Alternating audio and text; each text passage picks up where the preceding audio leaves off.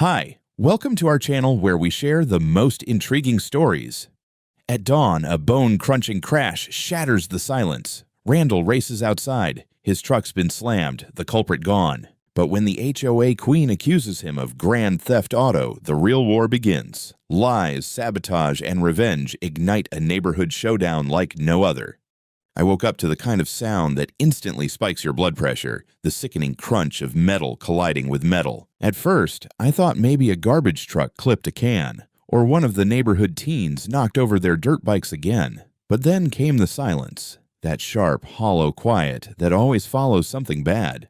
I swung my legs out of bed, threw on the first flannel I could find, and padded barefoot through the hallway toward the front door. As I opened it, the chill of Colorado morning air hit me, and so did the scene in my driveway. My Ram 2500 looked like it had been sucker-punched by a freight train. The front bumper was bent inward like a curled lip, and one of the headlights had burst into a mosaic of cracked plastic. The impact had shoved the whole truck about 4 feet sideways off the paved portion of my driveway, with one wheel now resting awkwardly on the lawn. There was glass on the concrete, not mine. I scanned the scene and immediately noticed red paint streaked across the damaged corner. Subaru red. I stood there blinking, heart beginning to hammer. That's when I heard someone whistle low behind me. Jesus, Randall. Did you see what happened? It was Ben, my next-door neighbor and fellow early riser, still in slippers and gripping a mug of coffee like it was a life preserver. No, I said, stepping fully outside. Just woke up to the sound. You see anything? Ben raised his phone. Yeah, your favorite HOA queen backed straight into it about 15 minutes ago. Didn't even stop to knock. Just looked, checked her rear view, and took off. Karen? I muttered, already knowing the answer. You're serious? Ben tapped the phone screen a couple times, then turned it toward me. There she was, in all her suburban majesty. Karen Sloan, the president of Vista Ridge Hollow HOA, queen of petty ordinances and self-appointed enforcer of all things obnoxious.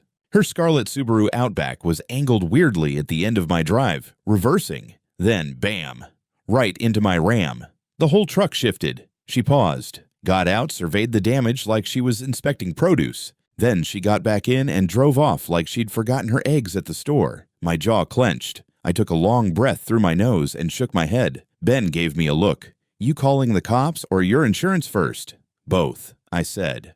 And her HOA can expect a nice little letter from my lawyer, assuming her husband doesn't try to write one for her again. But before I could even pull out my phone, a police cruiser rolled around the corner and slowed at the end of my driveway. 2 officers stepped out, one young and fresh-faced, the other with the weary look of someone who's seen too many parking lot disputes and holiday family assaults. The younger one took the lead. Randall Mason, I raised an eyebrow. Yeah, that me. We're responding to a report filed by a Ms. Karen Sloan, alleging you stole her vehicle earlier this morning and used it to commit vandalism before abandoning it near Birch and 11th. I stared at him. You're kidding. He didn't blink. She claims you took her car without consent, drove it into your own vehicle, and then fled the scene to make it appear as if she were responsible. Ben coughed mid-sip. Are you serious right now? I held up a hand. Let me get this straight. She hit my truck, drove off, and now she's flipping the script to say I stole her car. The older officer cleared his throat. Do you have any proof of what happened? Yeah, I said, nodding toward Ben. My neighbor's got a video. You're going to want to see it. Karen couldn't have timed it better if she tried. As if on cue, a familiar crimson Subaru turned down the street and pulled up directly behind the cruiser. She stepped out, perfectly coiffed, clipboard in hand. I swear she carries that thing just to look like she's got a clipboard-worthy job. Officers, she called, her voice already sharp. I'm glad you got here quickly. I expect Mr. Mason will be taken in for questioning. He was behaving erratically last night, muttering to himself in the street, circling my vehicle. I'm genuinely afraid for my safety. I opened my mouth, but Ben beat me to it. Lady, I got you on video backing into his truck and bailing like it was an Uber drop-off. Don't act like this is Law & Order and you're the grieving widow. Karen's eyes narrowed. That's hearsay. No, Ben said, calmly sipping his coffee. That's 4K. The younger cop looked from me to Karen, then over to Ben. We'll need to take a look at that video. Karen's confidence wavered for a split second. Then she turned to the officers, her tone syrupy. I understand you have to do your due diligence, but I do hope you won't be swayed by neighborhood gossip. This man has been a constant thorn in the side of our community. Our community, I repeated. Lady, I don't even live in your HOA, Ben chuckled. You tried to fine him last month for unauthorized shade because his garage blocked your sunset. The older officer turned to me. Sir, may we step inside and go over the footage? I nodded. Gladly. You'll love the part where she inspects the wreckage like she's evaluating real estate. I turned on my heel and went to unlock my door, my fingers steady, but my blood boiling. This wasn't just another HOA headache. Karen had just escalated this into something else entirely, and I intended to bury her accusations in every ounce of evidence I could find. Karen didn't even wait for the officers to follow me inside. She trailed after us like she owned the damn place, heels clacking on my porch as if she was leading a guided tour of a crime scene. I turned halfway through the door and stared at her. Not you. She blinked, stunned like a pigeon that flew into a window. I beg your pardon? This is my house. You're not invited inside. She huffed and crossed her arms. I have a right to be present during any review of evidence regarding my property. The younger officer looked a little lost, but the older one, Hughes, his name tag read, stepped in. Ma'am, we'll review the footage with Mr. Mason and his neighbor first. If necessary, we'll contact you for a statement. Karen glared but backed down, retreating to her car like a sitcom villain who just got outfoxed by the dog. I led the officers into my kitchen and set my phone on the table while Ben airdropped the video from his. Hughes watched silently while the younger one leaned in, wide-eyed. Karen's out back, reversing at a lazy angle. Her taillight meets the front bumper of my Ram with a clean, low thud. The truck jerks. Karen gets out, looks at the damage, checks her own car, looks again, then just hops back in and drives away. There was no wiggle room, no ambiguity. It was the visual equivalent of being caught red-handed with your hand in the cookie jar and your mouth already full of Oreos. The room was silent when the clip ended. Well, Hughes said, adjusting his belt. That's very helpful. She said I stole her car, I reminded him, gesturing broadly toward the driveway. Tried to frame me for a hit and run using her own accident. Who even thinks like that? She did file a report, so we'll have to document this thoroughly, the younger officer said, clearly trying to remain professional, but I could see the disbelief leaking through his neutral expression. Do you mind if we pull surveillance from other angles? I shook my head. I've got security cameras on the garage and back fence. Help yourselves. They stepped outside, and I watched from the kitchen as Hughes checked the angle of my driveway, gesturing toward my security cams. Meanwhile, Karen had taken up a position near her car again, arms folded, trying to look like Queen HOA holding court in the parking lot of a Target. Her expression changed when she saw Officer Hughes approach the fence post where one of my cameras sat. Then she spotted Mrs. Rivera, my neighbor from across the street, stepping out of her house. Mrs. Rivera, mid-60s, sharp as a tack, had apparently seen enough from her kitchen window. She walked right up to the cruiser and waved at the officers. I saw her car parked outside your house this morning, Mr. Mason, she said, loud enough for everyone to hear. About 6:15. She was alone. Karen's eyes went wide. That's not true. You couldn't have seen anything. You don't even face the street. I water my plants before sunrise, dear, Mrs. Rivera replied sweetly. Your brake lights lit up my begonias.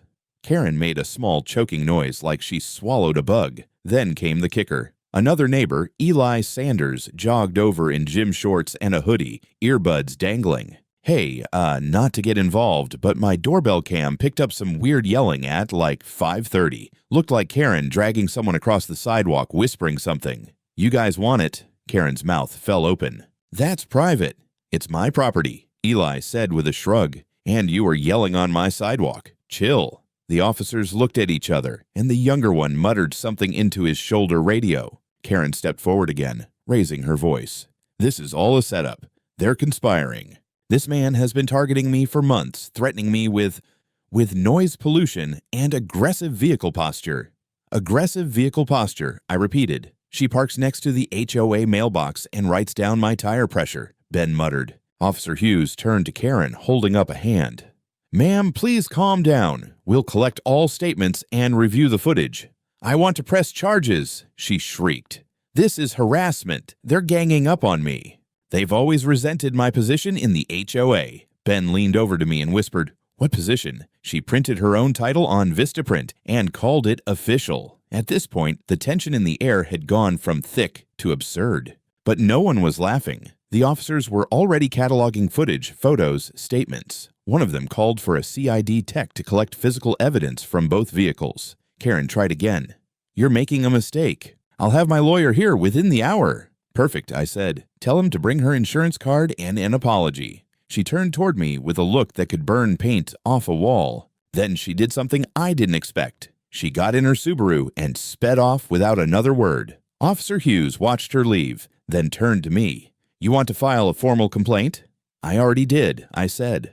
"You just watched it in high definition." It wasn't even noon, and my driveway looked like a police procedural crime scene, just without the chalk outline. 2 cruisers, a CID van, and 3 officers now combing over the Subaru and my Ram like they were pieces of evidence in a murder trial. Meanwhile, I stood on my front porch sipping burnt coffee and wondering how the hell a parking mishap turned into an accusation of grand theft auto, only in Vista Ridge Hollow. Technician Morales, a short, efficient guy in a CSU hoodie, was crouched down by the rear bumper of Karen's Outback. Impact marks are fresh. Paint transfer consistent with a slow-speed collision. No sign of forced entry. Ignition appears untouched. Translation: there was no theft. There never was. Inside the van, Officer Hughes and the younger cop, Miller, I'd learned, were reviewing the second batch of footage. Morales had already pulled the files from my garage cam, and Eli had sent in his doorbell clip.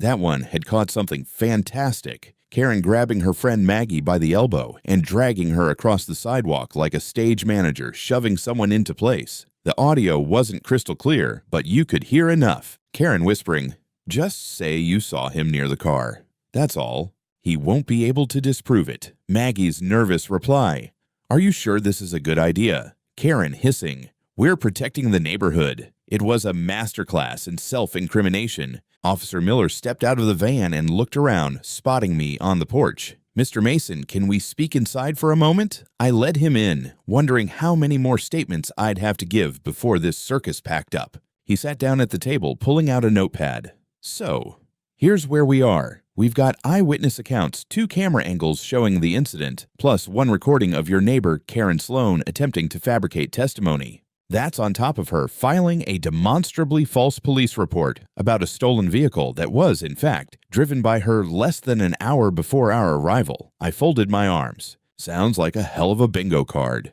We're preparing a referral to the district attorney's office," he said, glancing up.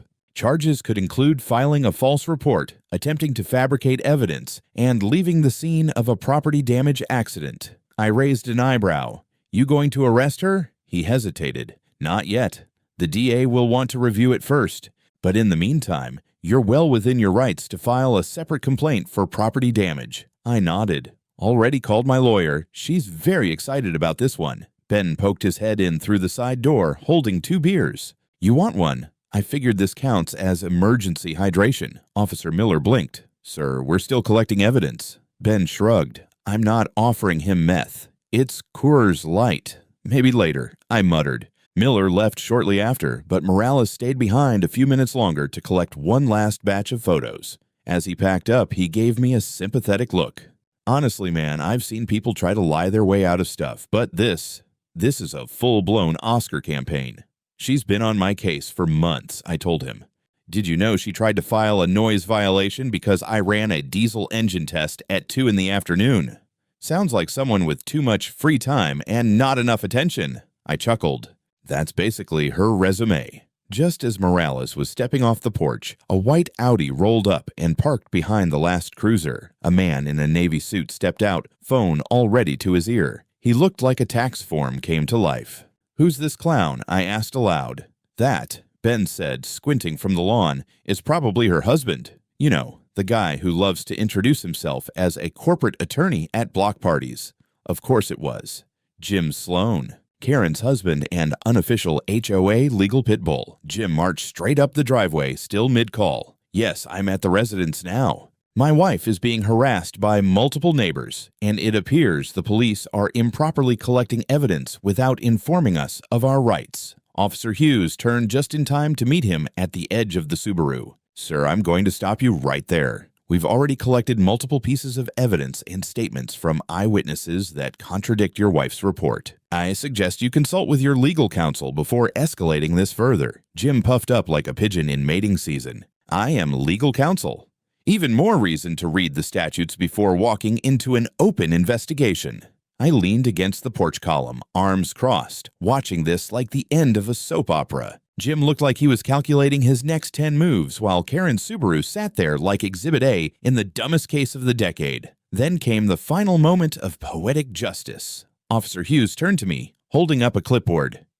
Mr. Mason, would you like to sign a formal affidavit regarding the events this morning? I grinned. With pleasure. The next few days were quiet in that tense, unnatural way, like the silence that settles before a tornado tears your roof off. The cops had come and gone, CID had filed their reports, and my lawyer, Sarah, was practically humming with excitement. Randall, she said, this is one of the dumbest self-inflicted legal disasters I've seen in 20 years, and I used to work insurance fraud. I was ready to let the system work. I filed the damage claim. Sarah sent over notice of my intent to sue for false accusations, and I got my Ram scheduled for bodywork. All signs pointed to progress, and then the sabotage began. First came the anonymous complaints. I got a letter from the zoning department 2 days later. Someone had reported me for allegedly running an unauthorized commercial garage from a residential property. I run a mobile repair business.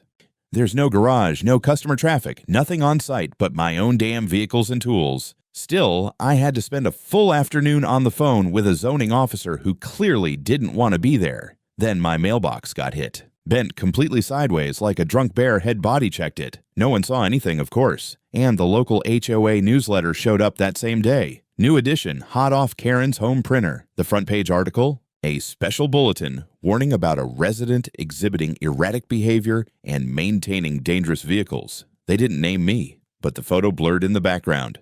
That was unmistakably my Ram, taken from across the street at a weird angle. The caption, a danger to community harmony?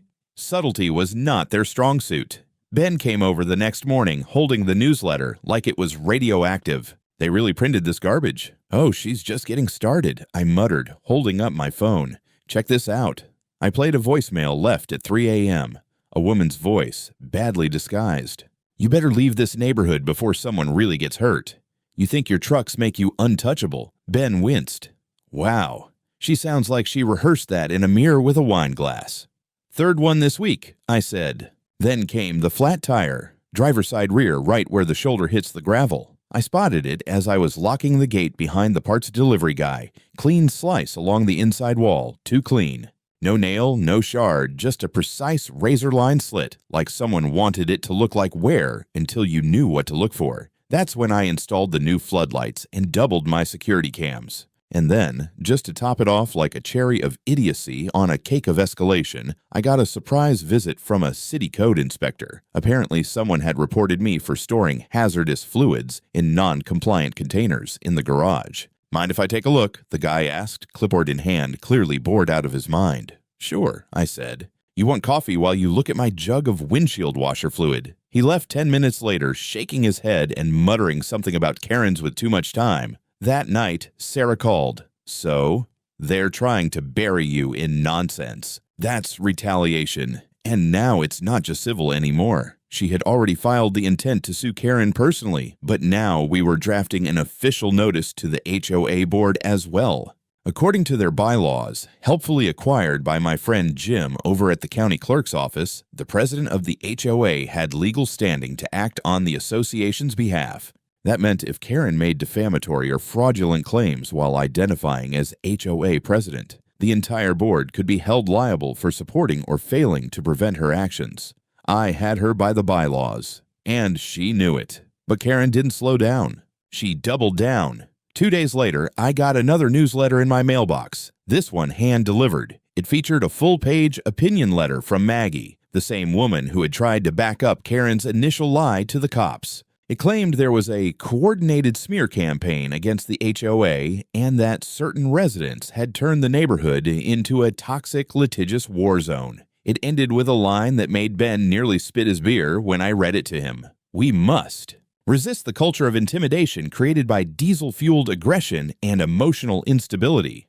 "I think that's the nicest way someone's ever called you a psychopath," Ben said. At this point, it wasn't funny anymore. They weren't just trying to discredit me. They were trying to weaponize the HOA. I started hearing from other neighbors, ones I didn't even know well.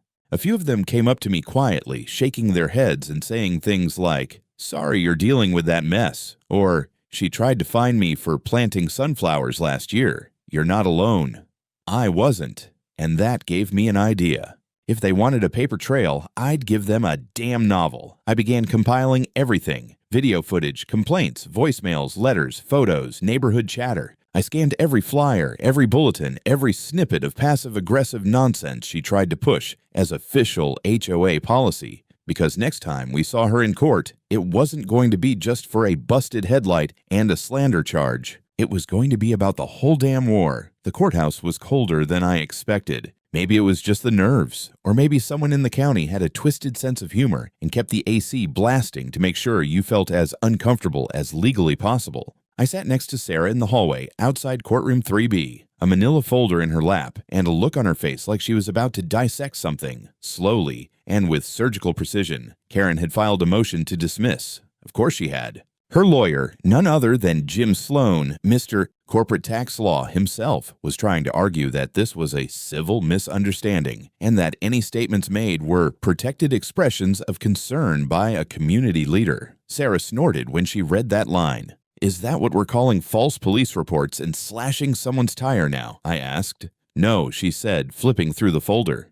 "We call that civil fraud, malicious defamation, and, if I'm feeling generous, blatant incompetence with a dash of arrogance." Karen showed up 10 minutes before the hearing, flanked by her husband and Maggie, the loyal sidekick. She wore all beige, like someone trying to cosplay as a courtroom saint. She avoided eye contact with me. Jim, however, offered a smug nod like we were playing chess at a country club, and he had already taken my rook. Sarah stood when the clerk called us in. I followed her lead, walking into the courtroom like I was stepping onto a battlefield. Not because I was afraid of losing, but because I knew how deep we were about to dig. Judge Rowland was presiding. Mid-50s, pragmatic, rumored to hate HOA politics with the same passion most people reserved for termites. As soon as Sarah opened her argument, you could see him perk up like someone had just dropped a fresh cup of black coffee in front of him.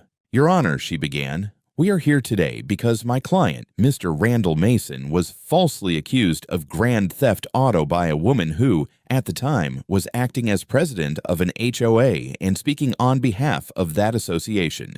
Not only were the accusations demonstrably false, but they were accompanied by coordinated defamation, harassment, and misuse of neighborhood authority, all of which were orchestrated to damage Mr. Mason's business, property, and reputation." She laid out everything: the police report, the surveillance footage, the neighbor testimonies, the voicemail threats, the tampered tire, the zoning inspector with the anonymous tip, the newsletter that practically called me a sociopath in bold Times New Roman. Jim tried to argue that the HOA had no idea what Karen was doing and that she acted on her own as a concerned citizen. Sarah handed the judge a printed HOA newsletter with Karen's signature at the bottom of the article titled "Restoring Order to Vista Ridge." In it, Karen referred to herself as acting president of the HOA and claimed she was working with legal authorities to bring Mr. Mason to justice. Judge Rowland peered at the document over his glasses. "So, not exactly rogue behavior, then." "More like premeditated," Sarah replied. The judge turned to Jim. "Counsel, your motion is denied. We're proceeding to trial. And I'll remind you, if I find out that the HOA knowingly allowed this behavior or funded any of it, we'll be talking about organizational liability. Understand?"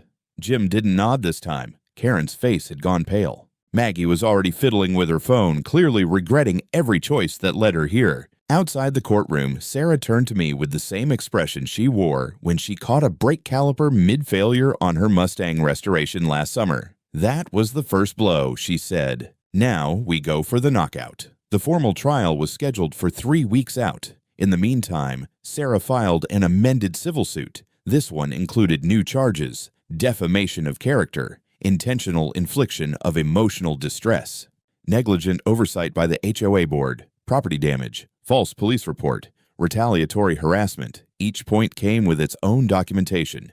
We had emails from neighbors forwarded to us. Karen complaining about that diesel freak who doesn't belong here. We had video of her inspecting my tires the day before the slice. We even had a screen-recorded HOA board Zoom meeting where Karen casually mentioned creating pressure to make me leave the area voluntarily. That one was gold. Sarah also filed a subpoena for all HOA communication related to me, including internal board emails and minutes from closed-door meetings. The judge approved it. 2 days later, the HOA's official lawyer, someone not married to Karen, reached out requesting a settlement discussion. I almost laughed. Sarah didn't. She leaned forward over her laptop and said, "We'll listen, but only once. And if they lowball us, we go nuclear." We met in a sterile glass conference room downtown across the table from 2 board members, their new lawyer, and the deepest fake smiles I've ever seen. Karen wasn't invited. Jim was nowhere in sight. The lawyer opened with a cautious tone.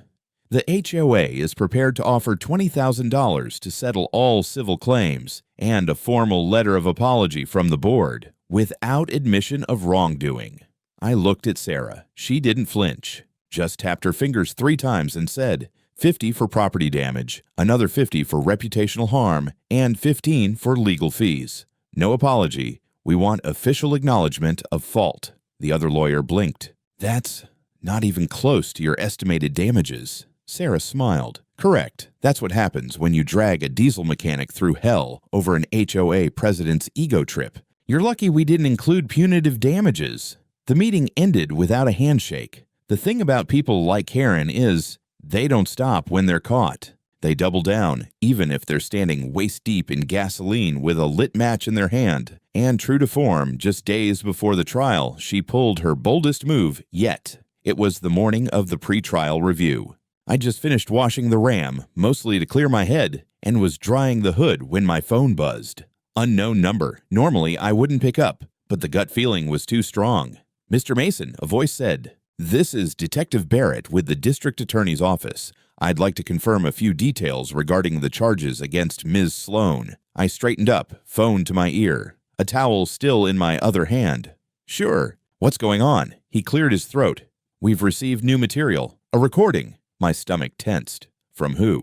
An anonymous drop, but the voice is clear. It's a phone call between Ms. Sloan and a woman who appears to be giving her instructions on how to falsify a witness statement. She refers to Maggie by name and explicitly describes fabricating a narrative where you charged at her with a wrench after allegedly tampering with her car. I blinked. She's doubling down on that lie now, after we buried her first one? The recording also contains an admission that the tire slash was intentional, he added. She says, and I quote, "He needed to understand that his toys aren't welcome here." I didn't respond for a moment. My pulse thudded like a drum solo. She'd gone full scorched earth. "Will this be part of the criminal case?" I asked.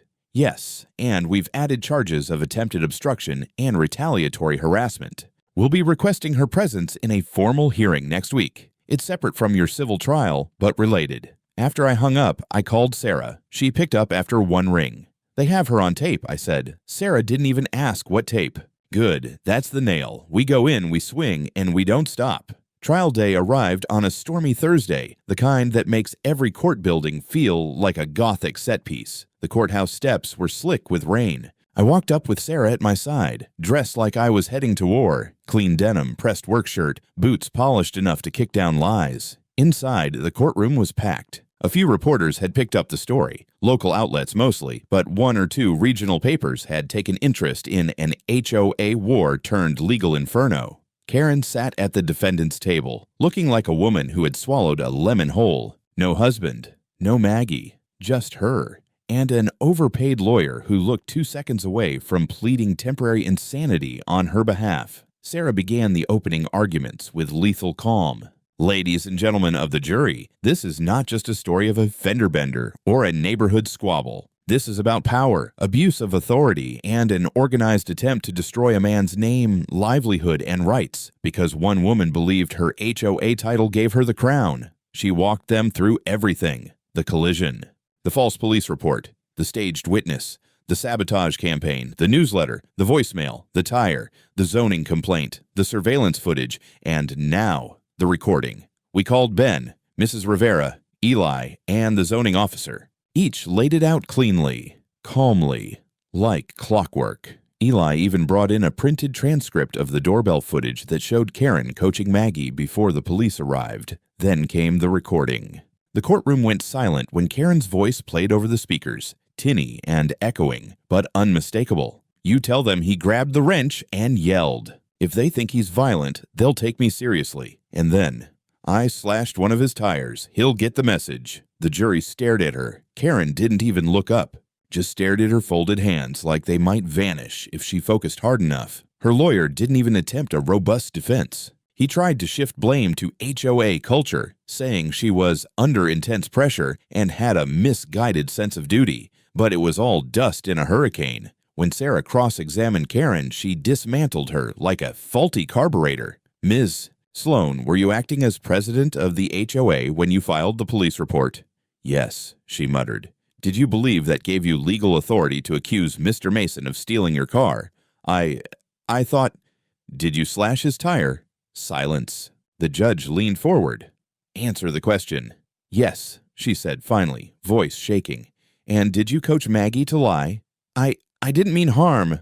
Sarah closed her folder. No further questions. It was over before the closing arguments finished. The jury deliberated for less than 2 hours. The bailiff's voice echoed as everyone stood for the verdict. My palms were dry. Sarah had warned me not to fidget, not to show anything that could be misread by a jury, but I couldn't stop clenching my jaw. Karen sat perfectly still, but her lawyer looked like a man who had already drafted a resignation letter in his head. The foreperson stood and read the decision.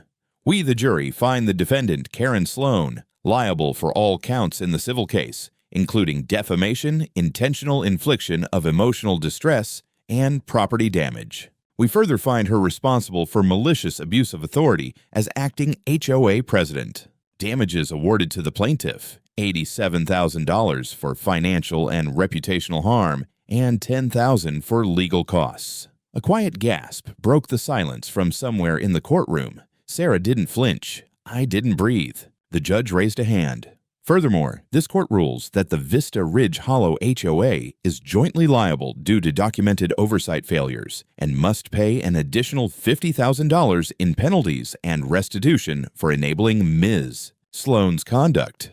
Karen finally moved. Her shoulders collapsed slightly like she'd just been told the earth beneath her house was sliding into the canyon. The judge wasn't done. In light of the criminal charges pending, this court also recommends Ms. Sloan's removal from all HOA leadership roles, effective immediately. And I will be referring this matter to the State Ethics Committee for further review of the HOA's practices. He banged the gavel. Court adjourned. I didn't smile. Not right away. I just exhaled for what felt like the first time in a month. Sarah turned to me and simply said, Hammer dropped. Karen stood slowly, her mouth twitching like she wanted to say something. An apology? A final insult? I'll never know. Her lawyer put a hand on her arm and steered her away before she could find the words. Ben met me outside the courthouse steps, holding up a brown paper bag like a trophy. I brought tacos. Figured we'd be celebrating. You know what? I said. Best idea I've heard all year. We sat on the concrete edge of the flower bed while cameras and microphones buzzed around other corners of the building. Reporters tried to snag Karen for comment, but she shoved past them with a speed that suggested maybe cardio was part of her HOA bylaws. Later that afternoon back home, Sarah called with one more update. Vista Ridge is bleeding, she said. 3 board members resigned today. Half a dozen homeowners submitted withdrawal petitions. Sponsors are pulling out of community events. And Karen. Her car's been repossessed for debt hold, her license suspended pending court fees. And I've heard from a reliable source she's been assigned to court-ordered community service. I raised an eyebrow. What kind? 6 months, Sarah said, working in a county-run vehicle impound lot. I laughed so hard I had to put the phone down. The next day, I put up a sign next to my mailbox, simple aluminum bolted into the dirt, black letters on white background. Transport grievances must be filed with reality. No longer accepting HOA complaints. Neighbors honked as they passed. Mrs. Rivera brought cookies. Eli asked if I was taking commissions for custom signs. I just nodded and said, as long as they're at least 50 feet from any Subaru. Then a letter came in the mail. Not from a lawyer, not from the HOA, but from someone who surprised me. Maggie. Inside was a handwritten apology. She admitted everything, said Karen had pressured her, threatened to report her son's fence violation if she didn't comply, said she regretted it, said watching the trial made her realize just how far Karen had gone.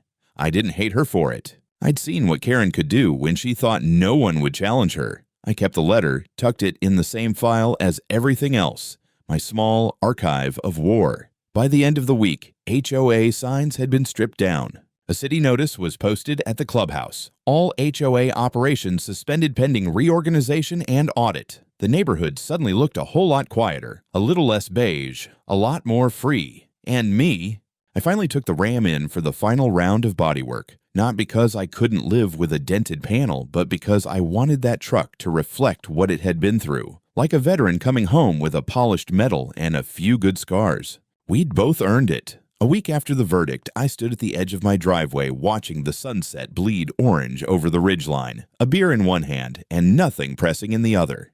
The Ram sat in its usual spot, freshly detailed, its fender repaired so cleanly you couldn't tell it had ever taken a hit. Unless you were the one who caused it. The silence in the neighborhood was different now. Not the tense kind that buzzed with invisible pressure. This was real peace. I had barely gotten used to the quiet when my phone buzzed with a notification from the HOA's online portal. Yep, they still hadn't shut down the member bulletin system. Curious, I opened it, fully expecting some final gasp of Karen's reign, or maybe a desperate plea from the remaining board members. Instead, I saw my own name. A user named Randall Mason Actual had uploaded a post titled, "The Footage."